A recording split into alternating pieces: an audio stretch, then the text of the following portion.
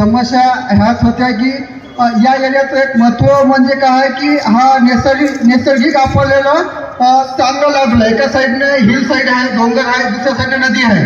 पण एक धुळीचं साम्राज्य येते, त्यामुळे सर्वसामान्य माणूस आमच्यासारखा टू व्हीलर जाऊ शकत सुद्धा नाहीये. याबद्दल तुम्ही सविस्तर माहिती दिली, तुमची अडचण सांगितली. पण आमचं पण एक प्रामाणिक तुम्हाला एवढीच विनंती आहे की जसं होईल, जशी तुमची इच्छा आहे तसा ॲटलिस्ट रस्ता करा. बाकी टिपी स्कीम कशी येईल, पुढे काय होईल ते चालत नाही.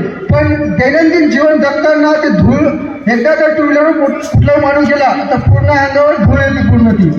तर तुम्ही त्याचं सविस्तर आन्सर दिलेलंच आहे.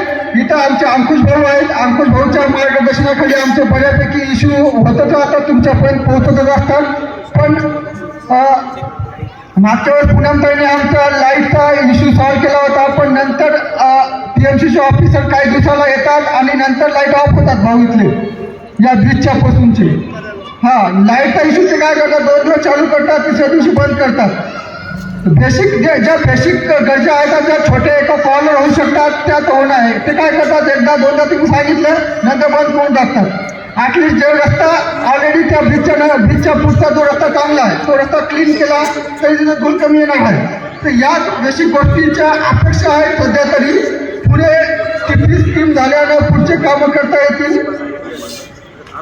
आणि RMC प्लॅनबद्दल आम्ही तुम्हाला ऑलरेडी बोललेलो आहोत.